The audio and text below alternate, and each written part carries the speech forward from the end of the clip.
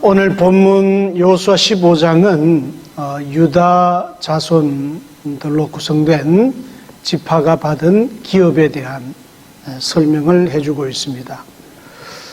유다 지파는 12지파 가운데에서 맨 처음으로 이제 땅을 분배를 받는 그런 모습이죠. 그리고 15장에서는 그 동, 서, 남, 북 유다 지파가 기업으로 받은 땅의 그 지경에 대해서 설명을 하고 있습니다. 여러분들이 성경 통독을 하시다가도 이런 구절들을 만나면 참 큰 인내심을 가지지 않으면 63절까지 다 읽기가 힘들 정도로 계속해서 그 뜻도 어디인지 감도 잡히지 않는 그런 지명들이 계속 반복적으로 나오는 내용을 볼 수가 있습니다. 상당히 많은 그 지역들을 포함한 그 유다 지파의 그 기업을 우리가 볼 수가 있어요. 그만큼 유다 지파가 다른 지파들에 비해서 상당히 넓은 땅, 많은 고을들을 기업으로 분배를 받았다, 그런 말씀입니다. 물론 남부 지역의 신광야까지 오늘 1절에 그렇게 말씀을 하고 있는데, 일부는 신광야까지라는 표현처럼 광야, 사막, 이런 척박한 땅들이 포함되어져 있습니다. 또 중간에 이제 갈렙 가족이 받는 그 헤브론 땅에 대한 설명도 나오는데, 지난주에 우리가 보았던 것처럼 갈렙이 요청했던 헤브론 땅, 그렇게 만만한 땅이 아닙니다. 그 산지를 내게 주소서, 척박한 땅이라는 이런 짐작을 우리가 할 수 있었죠. 일부는 그러한 그 지경이 있지만은 대부분 상당히 그 비옥한 그런 땅들을 많이 기업으로 받았습니다. 또 목초지로 잘 구성되어진 그러한 땅들입니다. 상당히 좋은 지역을 기업으로 분배를 받은 것이죠. 유다 지파가 이렇게 좋은 땅을 차지하게 된 것은 우연한 것이 아닙니다. 유다 지파가 요구한 것도 아니었습니다. 하나님께서 야곱을 통하여 유다와 유다 자손, 유다 지파에게 좋은 땅을 주실 것이라고 예언적인 축복 기도를 하게 하셨습니다. 그들에게 매우 좋은 포도원, 비옥한 목초지, 이런 지역을 차지하게 될 것이라고 하나님이 약속을 하신 것이죠. 이것이 창세기 49장에 나오는 말씀입니다. 거기에 야곱이 자기 자식들을 일일이 거론을 하면서 축복 기도하는 내용이 나오는데, 8절에서 12절까지가 바로 유다 자손들에게 해당되는 예언적 축복 기도입니다. 그 말씀을 제가 봉독해 보겠습니다. 창세기 49장 8절에서 12절까지입니다. 유다야, 너는 내 형제의 찬송이 될지라. 내 손이 내 원수의 목을 잡을 것이요 내 아버지의 아들들이 내 앞에 절하리로다. 유다는 사자 새끼로다. 내 아들아, 너는 움킨 것을 찢고 올라갔도다. 그가 엎드리고 웅크림이 숫사자 같고 암사자 같으니 누가 그를 범할 수 있으랴. 규가 유다를 떠나지 아니하며 통치자의 지팡이가 그 발 사이에서 떠나지 아니하기를 실로가 오시기까지 이르리니 그에게 모든 백성이 복종하리로다. 그의 나귀를 포도나무에 매며 그의 암나귀 새끼를 아름다운 포도나무에 맬 것이며 또 그 옷을 포도주에 빨며 그의 복장을 포도즙에 빨리로다. 그의 눈은 포도주로 인하여 붉겠고 그의 이는 우유로 말미암아 희리로다. 이렇게 축복 기도를 하고 있는 말씀을 읽을 수가 있습니다. 여기 보면 하나님께서 야곱을 통해서 유다의 그 축복의 내용을 보면 다른 모든 형제들이 유다를 찬송하게 될 것이다. 다른 형제들이 유다를 매우 부러워하고 우러러보게 될 그러한 삶을 약속하시는 것을 볼 수 있습니다. 유다에게 절을 할 것이다. 또 유다의 후손 가운데 왕의 지팡이가 떠나지 않을 것이다. 그러니까 유다의 지파 그 후손들이 계속해서 이스라엘을 통치하는 그런 왕의 지파가 될 것임을 말씀하고 있는 것입니다. 뿐만 아니라 그들은 사자처럼 용맹스러워서 대적의 목을 칠 것이다. 늘 승승장구하는 그런 승리를 약속하셨습니다. 그 후손 가운데 실로 곧 메시아가 오신다고까지 하나님께서 약속하시는 말씀을 볼 수 있습니다. 또 후반부에 가면 이제는 물질적으로도 매우 풍요로워서 포도즙에 옷을 빨게 될 것이고 우유를 넉넉하게 먹게 되는 그러한 풍성한 삶을 누리는 유다 지파가 될 것이다. 그렇게 축복하게 하셨죠. 자, 이러한 축복 기도를 받았던 유다 후손이 믿음을 잘 계승해 나감으로써 하나님께서 야곱을 통해 약속하신 그 축복의 내용대로 유다 자손에게 맨 처음 가장 넓은 지역으로 가장 좋은 그런 지역을 포함한 기업을 허락해 주셨던 것입니다. 놀라운 것은 이후에 그 유다 자손 중에서 다윗 왕이 나오게 되는 것이죠. 그래서 다윗의 후손들이 계속해서 이스라엘을 다스리는 그런 역사를 이어가는 것을 볼 수가 있습니다. 마침내 그 후손 가운데 메시아께서 탄생하시는 놀라운 은혜와 축복을 우리가 볼 수가 있죠. 우리가 유다인 그러면 보통 주이시 그렇게 유다인 그러면 이 이스라엘이라고 하는 말과 거의 같은 동의어로 그렇게 사용을 합니다. 유대인 그러면 이스라엘 사람들 같은 말이잖아요. 그 대표하는 것이죠. 야곱을 계승하는 이름과도 같은 그런 사용을 우리가 볼 수가 있는 것입니다. 유다 지파가 이렇게 큰 축복을 받은 사실을 볼 때에 참 놀랍고 한편으로 많은 사람들에게 부러움을 살 수 있는 그런 축복의 내용이 아닐 수가 없습니다. 그러면 어떻게 이 유다 지파가 이런 놀라운 은혜와 축복을 받게 되었을까? 그 이유를 우리가 좀 생각해 볼 필요가 있습니다. 여러분 이제 야곱의 그 패밀리를 좀 생각해 보셔야 됩니다. 이 유다는 야곱의 아내 가운데 레아를 통해서 태어난 아들입니다. 네 번째 아들이지요. 아시는 대로 레아는 야곱의 총애를 받지 못했습니다. 인물이 어떠했는지 우리가 다 알 수는 없지만 야곱은 레아보다는 동생 라헬을 더욱더 사모하는 마음이 있었기 때문에 레아를 제대로 사랑하지 않았습니다. 총애를 받지 못했다는 것은 레아가 남편의 사랑을 제대로 받지 못했다. 그런 말씀입니다. 찬밥 신세였다는 거죠. 라헬에게 늘 마음이 가 있었기 때문에 레아는 늘 찬밥 신세였습니다. 레아는 그러한 마음을, 그 억울함의 마음을 안고 하나님 앞에 나아가서 기도했습니다. 울며 기도했습니다. 그럴 때 하나님께서 레아의 기도를 들어주시고 그에게 6명의 아들을 낳게 해주셨죠. 12아들 가운데 첫째부터 넷째는 바로 이제 레아의 소생들입니다. 첫째가 르우벤인데 서모 비라와의 불미스러운 일 때문에 장자의 축복을 받지 못했습니다. 둘째, 셋째는 시므온, 레위이지요. 이 사람들은 여동생 디나의 사건 때에 보복적인 학살을 가함으로 해서 하나님의 축복을 받지 못하게 됩니다. 하지만 레위는 우상숭배 사건 때에 하나님의 편에 섬으로 해서 다시 하나님의 은총을 받게 되고 전적으로 하나님의 전을 섬기는 그런 복을 받게 되는 것이죠. 자, 그 다음에 이제 이 유다인데, 유다는 어땠느냐? 유다는 그 이름의 뜻 자체가 하나님을 찬송한다는 뜻입니다. 유다에 대해서는 창세기 38장에 보면 매우 어두운 그런 패밀리의 역사가 기록되어 있는 것을 볼 수 있습니다. 유다 가문에는 매우 비극적인 그런 사실이 있었습니다. 유다에게는 세 아들이 있었는데 2명의 아들은 그냥 죽음을 당했어요. 죽음을 당했습니다. 죄악 때문에 죽었죠. 그 다음에 유다의 아내도 일찍 죽었습니다. 그러니까 순식간에 유다는 아내도 먼저 보내고 2 아들도 먼저 보내고 그런 상태가 되고 말았다. 호라비가 되고 말았다. 그런 말씀입니다. 근데 이 첫째 며느리도 남편을 먼저 보내버렸습니다. 과부가 되었죠.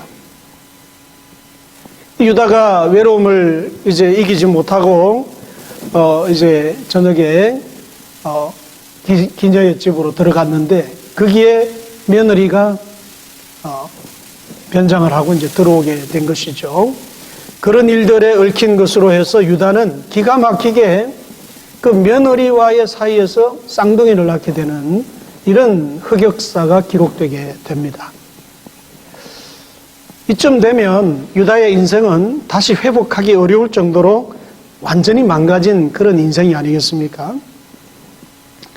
그런데 유다의 이야기는 여기서 끝나지 않습니다. 유다에 계속 이어지는 그 스토리를 보게 되면 며느리 앞에서 자기의 잘못 죄악을 다 이제 실토를 했죠. 그리고 그 다음에 그런 절망적인 상황에서 하나님을 바라보며 믿음을 이어가는 그런 모습들을 우리가 발견할 수가 있습니다. 왜냐하면 야곱이 요셉을 찾기 위하여서 이제 애를 쓰다가 이제 단념한 그런 상태가 돼버렸잖아요. 흉년이 들어서 이제 곡식을 구하여 연명하기 위해서 이제 아들들을 애굽으로 보내었는데 거기에서 이제 묘한 그 요셉과의 만남이 이루어지게 되지 않습니까? 근데 요셉이 자신을 먼저 이렇게 폭로를 하지 않습니다. 내가 동생입니다. 이렇게 하지 않고 여러 가지 이제 인지를 잡고 또 돈을 집어넣어서 쫓아가서 잡아오게 하고 이런 핑계를 대가지고 여러 번 이제 어프로브 단계를 거치게 되지요. 그 과정에서 유다를 보게 되면 베냐민이 인질로 잡혀 있는 그런 과정에 자신이 베냐민의 생명을 대신하여서 종이 되겠다. 이런 이제 자진하여서 요셉 앞에 나서는 이런 모습들을 볼 수가 있습니다. 유다는 우리가 그가 하나님 앞에 엎드려서 회개했습니다. 그가 하나님 앞에 이렇게 변화되었습니다. 그런 구체적인 성경의 구절들은 없습니다만은 그가 세월이 흐른 뒤에 요셉 앞에 다시 나타났을 때 유다의 모습을 보면 베냐민을 대신해서 종이 되겠다라고 하는 이러한 그 자기 선언들 그리고 자기의 삶을 담보로 아버지가 이 베냐민을 너무 아끼기 때문에 보내야 된다. 내가 대신 여기에 인질로 잡혀 있겠다. 이런 모습들은 정말 그 변화된 모습이라고 아니할 수가 없는 것입니다. 그래서 유다의 삶을 그 이후에 이어지는 삶을 우리가 추천컨대 유다는 하나님 앞에 신실한 믿음의 삶을 이어가기 위해서 스트럭을 하고 몸부림하고 회개하고 그 삶의 열매를 드러내기 힘쓰는 그런 과정에서 베냐민을 대신하여 내가 종이 되겠습니다. 나를 인질로 잡아주십시오. 저 아이가 가야 우리의 아버지가 안심을 합니다. 이렇게 스스로 자기의 삶을 자기의 생명을 내어 걸고 그곳에 종으로 남기를 자청하는 이런 모습들을 보면 유다는 입으로만 회개한 것이 아니라 삶으로도 회개하고 삶의 열매를 회개에 합당한 열매로 맺기 위해서 몸부림을 다하고 있다. 이렇게 우리가 볼 수가 있는 것입니다. 자, 이런 과정들을 통해서 하나님은 유다에게 크신 은혜와 복을 주십니다. 그 인생이 완전히 망가지고 흑역사로 끝나버릴 수밖에 없는 그런 유다의 인생을 회복시켜 주셔서 자자손손이 유다가 오히려 장자의 축복을 받게 되고 유다가 오히려 다른 형제들의 찬송을 얻게 되고 왕이 되는 그런 가문을 이어가게 되는 이런 놀라운 하나님의 은혜를 입게 되는 것입니다. 여기서 우리는 유다를 회복시켜 주시고 복을 주신 하나님을 보면서 어떤 죄인이라도 내가 어떠한 형태 가운데에 놓여져 있더라도 하나님 앞에 엎드리고 회개하고 그 회개에 합당한 열매를 맺어가기를 힘쓰는 그런 삶을 감당해 나가면 하나님 반드시 회복의 은혜를 더해 주시고 하나님의 약속의 말씀을 이루어 가시는 신실하시고 은혜로우신 하나님이신 것을 깨닫게 되는 것입니다. 여러분, 우리는 신약에서도 같은 이름을 가진 사람을 발견합니다. 그는 바로 가룟 유다입니다. 그의 인생은 예수님의 부르심을 받게 되고 제자로 선택을 받고 크신 은혜와 복을 받는 것으로 성경은 기록하면서 그의 삶을 우리에게 이제 출발을 보여주고 있습니다. 제자로 부름받은 뿐 아니라 자신의 능력을 인정받습니다. 그의 탁월한 어떤 두뇌 회전 이런 것을 이제 인정을 받고 주님의 신임을 얻어서 물질을 관리하는 매우 중요한 직책까지 맡게 됩니다. 이러한 유다가 그 이후에는 인간적인 생각 벗어나지 못하고 또 물욕에 젖는 그런 어떤 현상들, 뭐 이런 것 때문에 그 마음이 점점 이제 주님으로부터 멀어져 가게 되지요. 그리고 인간적인 생각으로 어떤 이 나라의 독립을 앞당기기 위해서 주님을 볼모로 삼는 그런 계산까지 포함해서 예수님을 인질로 이제 인신매매 하듯이 은삼십에 팔아 넘기게 되는 그런 죄까지 이르게 됩니다. 너무나 엄청난 배은망덕의 죄를 저지른 것이죠. 여기까지 보면 야곱의 아들 유다나 주님의 제자 가룟 유다나 그 인생이 망가진 것은 뭐 별반 차이가 없습니다. 가룟 유다의 인생도 여기까지 주님을 배반한 것으로 이제 완전히 끝나고 말 그런 인생이 아니겠습니까? 야곱의 아들 유다와 똑같은 그런 과정이죠. 근데 이후에 중요한 차이점이 있습니다. 야곱의 아들 유다는 다시 회복했지만은 유다는 자책감을 이기지 못하고 그 돈을 다시 갖다 던져주었지만 저 사람들이 물러주지 않습니다. 네가 책임져라 그러고 떠넘겨 버립니다. 그러니까 그것을 괴로워하다가 견디지 못하고 목을 메어 자살해 버리고 말았습니다. 아켈 다마 그 자리에 떨어져 죽는데 그의 내장이 다 이 배가 터져서 내장이 나오고 벌레가 다 먹어서 썩어지는 그런 아주 비참한 결말로 가룟 유다의 삶을 마감하는 것을 볼 수가 있습니다. 아마 영원히 지옥에서 고통할 것입니다. 여러분, 우리는 누구나 실수할 수도 있고 잘못을 저지를 수도 있습니다. 그러나 중요한 차이점은 그 이후에 나타나게 되는 것이죠. 나는 야곱의 아들 유다가 될 것이냐 아니면 가룟 유다가 되고 말 것이냐, 그 이후에 중요한 차이가 있는 것입니다. 바로 하나님 앞에 회개에 합당한 열매를 맺어가는 그 삶의 노정 가운데 그 결과는 크게 달라질 것입니다. 하나님께서는 회개한 자에게, 그리고 그 회개에 합당한 변화를 이어가는 자에게 다시 회복의 은혜를 더하여 주시고 놀라운 은총과 복을 더하여 주시는 그런 하나님이신 것을 우리가 보게 됩니다. 우리가 어떤 실수 가운데에도 하나님 앞에 회개하고 또 회개에 합당한 변화의 열매를 맺어가는 그런 삶을 살아야 할 이유가 바로 여기에 있는 것입니다.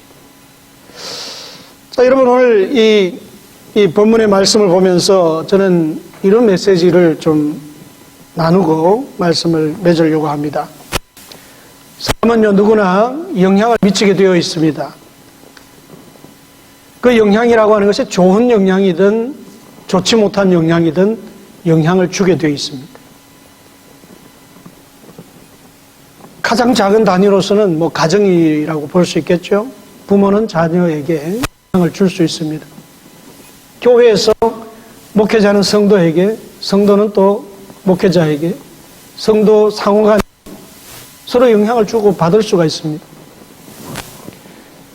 일터라고 하면 함께 일하는 직장의 동료들끼리 또는 상관이나 혹은 부하 직원이나 이런 관계 속에서, 사회적 관계 속에서 영향을 줄 수가 있다라는 것입니다. 좋은 면이든 나쁜 면이든 영향을 주는 것입니다. 사회적 동물이고 함께 어우러져 살아가기 때문에 서로 영향을 주고 받게 됩니다. 어떤 사람은 그 영향이 미미해서 눈에 잘 띄지 않을 뿐이고 어떤 사람은 그 영향이 강력해서 사람들의 눈에 뜨일 뿐입니다. 그런 차이가 있을 뿐입니다. 또 어떤 사람은 그 영향력이 매우 약하기 때문에 자기 가장 가까운 뭐 가족이나 가까운 친구 몇 사람에게 드러날 뿐이지만 또 어떤 사람은 매우 강력해서 지역 사회와 나라와 온 세계에 이르기까지 영향을 주는 사람도 있습니다. 또 어떤 사람은 자기가 사는 당대에 반짝 눈에 보이는 몇 사람에게 영향을 주고 떠나는 그런 사람도 있지만 어떤 사람은 이 세상을 떠났어도 두고 수백 년, 수천 년 영영이 위대한 영향을 끼치는 그런 삶을 살아가는 사람도 있는 것을 보게 됩니다. 그래서 성경에 보면 아브라함이나 다윗 같은 사람 참 좋은 영향을 끼쳤죠. 당대에 끝나지 않았습니다. 아브라함은 지금도 우리에게 믿음의 조상입니다. 다윗은 지금도 이스라엘 역사상 가장 위대하고 훌륭한 성군이라고 그렇게 흠모합니다. 두고 좋은 영향을 끼치는 그런 사람들이지요. 또 에녹이나 노아를 보면 그들도 믿음으로 승리한 사람들입니다. 좋은 영향을 주었습니다. 그런데 아쉽게도 그들은 당대로 끝났습니다. 그들이 죽고 난 다음 시대로 가면서 다시 죄악이 관영하고 그 사람들이 끼쳤던 선한 믿음의 영향력이 더 이상 발휘하지 못하는 그런 모습을 우리가 볼 수 있어요. 이처럼 많은 사람들이 그 바운더리나 피어리어드나 뭐 이런 것에 차이가 있을 뿐이지 모든 사람들은 영향을 끼치게 되어 있다라는 것입니다. 그 영향 가운데 우리가 빼놓지 못할 두 인물이 있죠. 한 사람은 첫째 아담입니다. 그가 끼친 영향 때문에 오늘도 부정모혈로 태어나는 모든 인생은 원죄를 타고나게 되어 있습니다. 그 영향력에서 벗어날 수가 없게 됐습니다.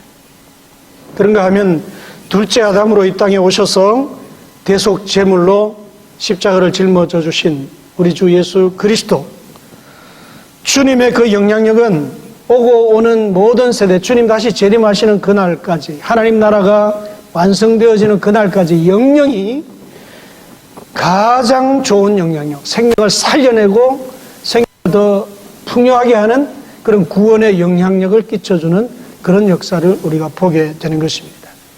여러분, 우리도 어떤 형태로든지 가정이나 교회나 사회나 영향을 끼치게 되어 있습니다. 좋은 영향을 끼칠 것이냐, 나쁜 영향을 끼칠 것이냐, 아니면 당대로 끝나고 말 것이냐, 아니면 좀 더 오랫동안 기억되어지고 추억되어지는 그런 영향을 끼칠 것이냐. 이것은 우리가 어떻게 응답하는 삶을 살 것이냐에 따라서 달라지게 될 것입니다. 오늘 본문을 보게 되면, 다시 이제 본문으로 돌아와서 보게 되면요, 그 영향력과 연관해서 이제 말씀을 좀 조정해서 말씀을 드리고 제가 마무리를 하려고 하는 것입니다. 자, 본문 가운데 우리가 다 읽지는 않았지만 13절부터 한 몇 구절은 지난주 어떤 갈렙에 대한 말씀이 나오고 있어요. 갈렙이 헤브론 지역을 차지했지 않습니까? 그리고 그들이 차지하면서 어떻게 이제 정착을 하는지 그 과정들이 나오는데, 그 과정들과 그 다음 63절까지 이어지는 모든 말씀 끝까지 이제 말씀을 보면 한 가지 참 이런 그 내용이 나와요. 그들은 여호수아가 진군에 들어오면서도 헤브론 왕을 죽였습니다. 아낙 사람을 죽였습니다. 아낙 자손 중에서도 또 살아남은 일부의 사람들이 뭐 산중으로 어디로 도망가 있다가 또 이제 싸움이 끝나고 이제 지나가고 나니까 그 사람들이 또 들어와서 또 살면서 이제 또 그곳에 붙어 있는 겁니다. 그러다가 이제 지금 갈렙 자손이, 갈렙 패밀리가 그 헤브론 땅을, 아낙 자손을 다시 또 쫓아내고 그 땅을 차지했는데 완전히 진멸하지는 못했어요. 또 일부의 어떤 사람들이 살아남아가지고 또 도망을 간 거예요. 이게 이제 쫓고 쫓기는 계속된 그런 싸움인데요. 또 계속 거기에 아낙 자손이 거주하게 된 것입니다. 갈렙 그 사람들도 다 진멸하지 못했고 그냥 헤브론 땅에 같이 또 섞여서 살게 되었죠. 또 이제 그 뒤로 이어지는 말씀들을 보면 유다 지파 자손의 그 땅 기록에 대해서 오늘 15장 63절에 보면 또 그렇게 말씀합니다. 예루살렘 주민 여부스 족속을 쫓아내지 못했다. 그래서 그들이 거기에 또 오늘까지 함께 살고 있었다. 그 유다 자손은 예루살렘에서 여부스, 그리고 갈렙 패밀리들은 헤브론에서 또 아낙 자손, 완전히 쫓아내지 못한 거예요. 그들이 어디에 도망가서 숨어 있다가 또 들어와서 같이 살게 되고, 우리가 앞부분에서 보았지 않습니까? 갈렙 때에 여호수아부터 그들을 속임수, 그 연극에 속아서 살려주게 되는 그러한 내용들을 거듭 제가 말씀을 나누었던 것을 봅니다. 여러분, 이런 모습들은 하나님의 말씀에 온전히 순종하지 못한 겁니다. 절대적인 하나님의 말씀으로 순종하지 못해요. 왜냐? 하나님께서는 신명기 말씀을 통해서 이미 그들을 완전히 진멸해라. 그들로부터 오히려 영향을 받지 않기 위해서 그들의 문화와 그들이 섬기는 원주민들의 어떤 그 타락된 종교 생활, 그게 영향을 받지 아니하도록 그들을 완전히 쫓아내라. 그들을 완전히 진멸하라. 그렇게 하나님께서 말씀을 하셨음에도 불구하고 요수아가 들어올 때도 갈렙이 헤브론 땅을 차지할 때도 유다가 지금 유다 기업으로 주는 그 땅을 차지할 때도 이렇게 조금의 씨앗들을 계속 남겨놓게 되는 것입니다. 타협하게 되고 적당하게 쫓아내니까 또 들어와서 같이 기생하게 되고 여부수도 예루살렘에 같이 또 살게 되고 나중에 이제 예루살렘은 다윗 왕 때에 완전히 정복을 하게 되는 거죠.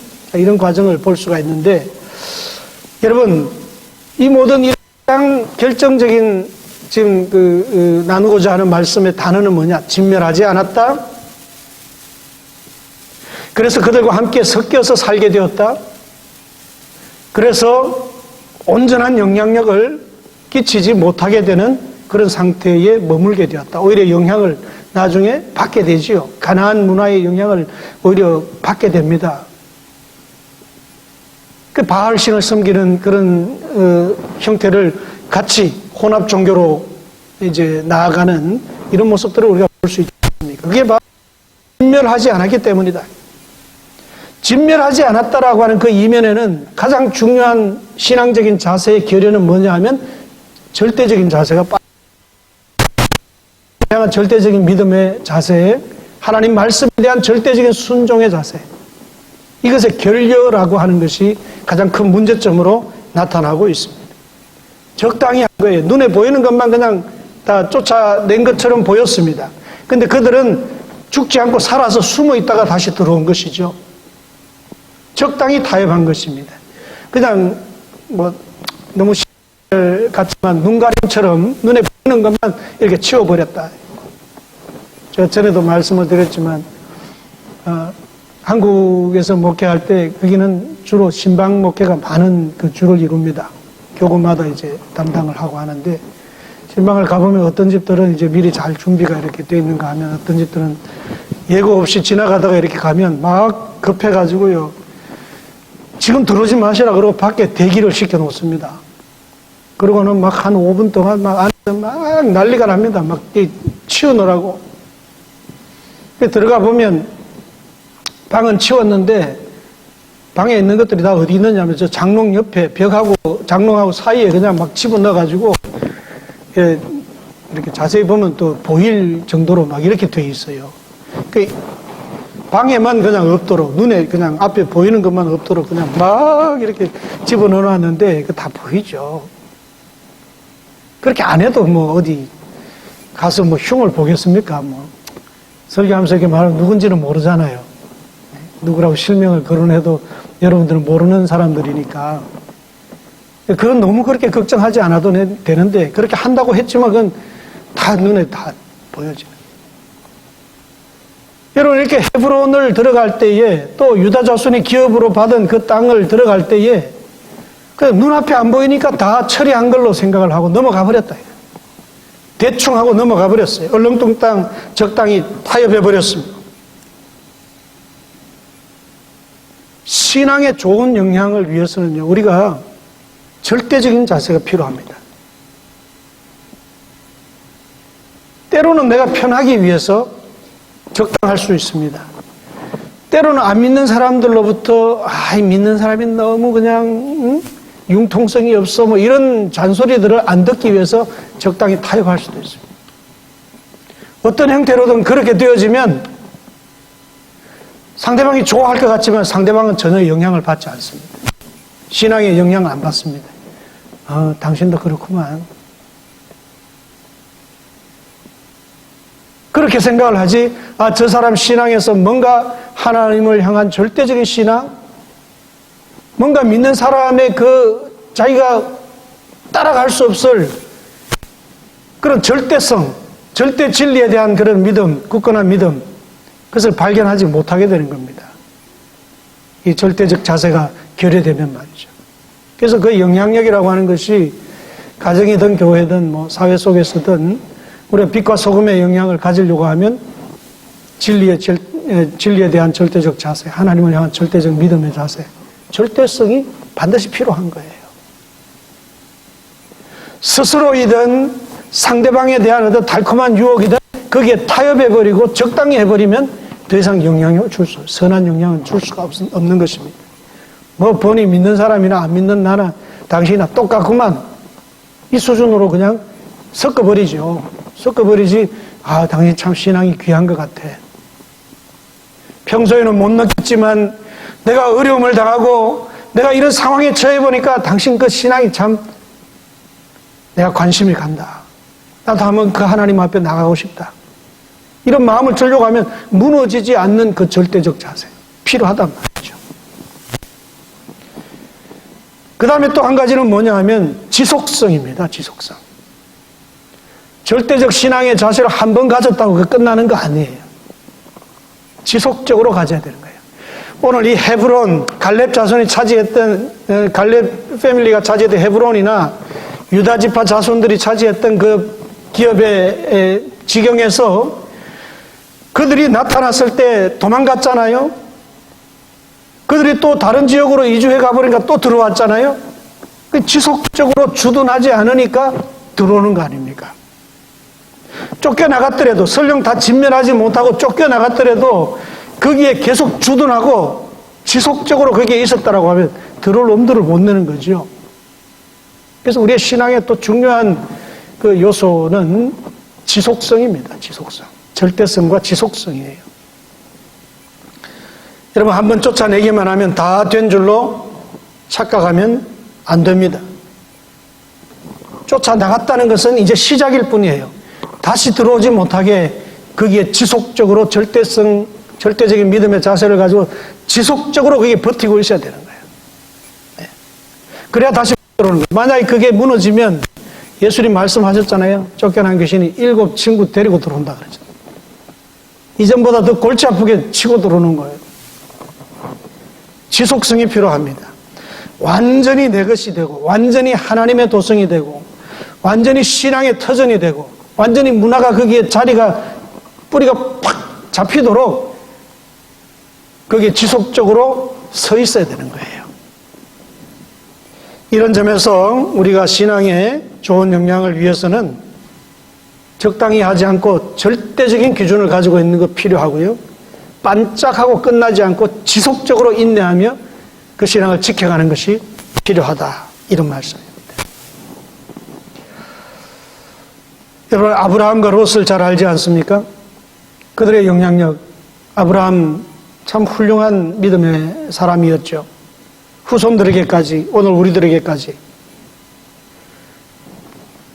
그들의 가족뿐 아니라 그 지역에 사는 사람들까지 아브라함을 보면서 하나님의 은혜와 축복을 받았다라고. 햇사람들, 헤브론에 사는 햇사람들도 하나님의 사람이라고 인정을 할 정도로, 멜기세덱도 하나님이 항상 함께하는 아브라함이라고, 아브라함의 그 인정받는 그런 영향이 있는 믿음을 우리가 볼 수가 있습니다. 롯은 어떻습니까?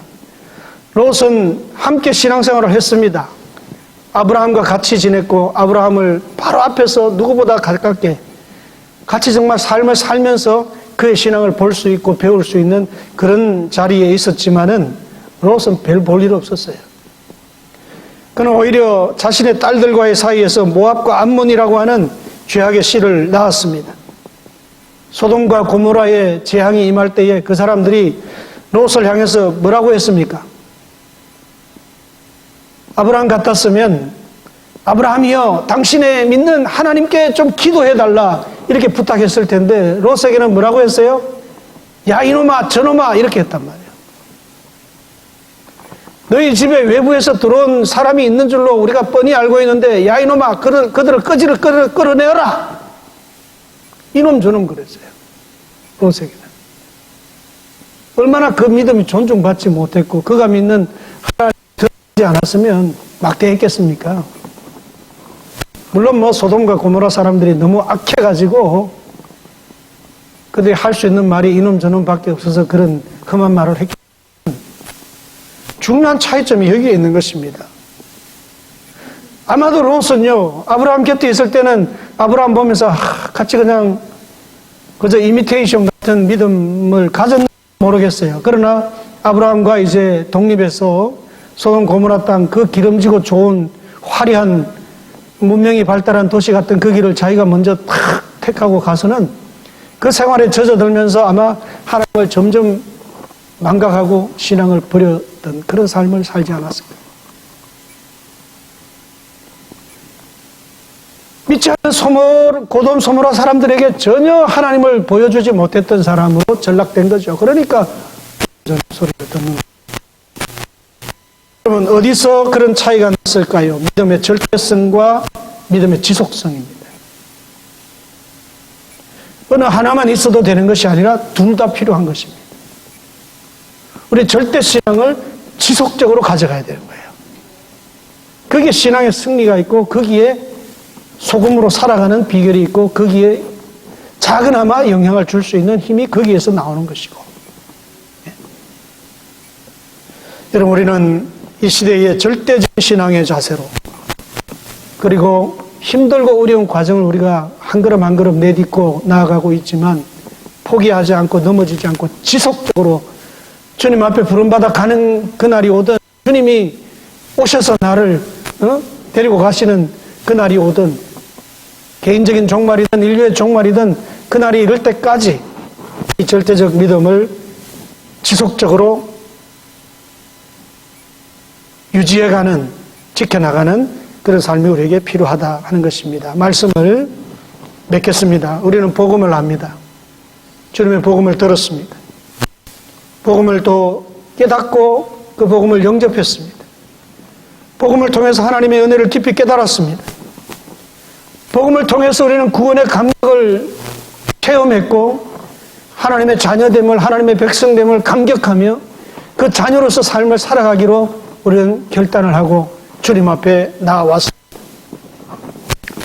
또 비록 이 땅을 살지만은 복음을 한 백성으로 어떻게 살아가야 할 것인지 말씀을 통해서 그 삶의 기준과 그 삶의 윤리와 도덕 이런 것을 우리가 배워가고 있습니다. 팔복을 배워가고 사상수훈을 배워가고 또 앞서갔던 복음의 사람들이 복음을 위해 어떻게 살다가 어떤 모습으로 어떤 처지에 처하였을 때에도 그 복음을 결코 포기하지 않는 그런 믿음의 삶을 살아갔던 것을 우리는 성경을 통해서 그 인물들을 보고 배우고 있습니다. 여러분, 그 복음을 우리가 받았다고, 그 복음을 내 품에, 내 손에 쥐고 있다고, 하늘 백성으로 내가 살아가기로 결단했다고 해서 완성된 것은 아니잖아요. 때로 우리의 삶의 순간의 위기, 또 위험, 혹은 위협, 혹은 유혹, 혹은 스스로의 나태함 가운데 적당한 선에서 그냥 그 복음의 삶을 그냥 보이도록만 꾸미고 뭐 이렇게 하고 싶은 그런 순간이 다가올는지도 모릅니다. 아직 덜 완성되어졌어요. 그럴 때 우리는 절대적 기준을 또 절대성을 다시 떠올리고 그 절대적 신앙의 자세를 다시 재정비하는 그런 계기가 되어야 할 줄로 압니다. 그리고 그것을 인내를 가지고 내 결단과 내 힘으로는 이것이 넘어지고 약해서 포기하고 싶은 그런 순간이 오더라도 성령님께 도우시고 하고 말할 수 없는 탄식으로 나를 보시면서 그 순간을 함께 안타까워하시고 힘을 내라. 주님이 너를 도와주신다. 하나님 바라봐라. 그러면서 나에게 계속 힘과 용기를 더해주시는 그 성령님 앞에 우리가 도우심을 구하고 성령님의 힘과 능력을 부어달라고 그분을 붙들고 우리가 지속해서 이 절대적 자세를 지켜나가는 그 삶이 필요한 것입니다. 그럴 때에 우리는 정말 선한 신앙의 영향을 줄 수 있는 그런 사람으로 조금씩 성장해 나갈 수 있을 것입니다. 저와 여러분이 이 절대적 지속적 신앙의 자세로 믿음을 이어가시고 가정이나 교회나 우리 주어진 삶의 터전에서 믿음의 선한 영향력을 끼쳐갈 수 있는 주님의 사람들이 될 수 있기를 주님의 이름으로 간절히 축원합니다. 기도하겠습니다.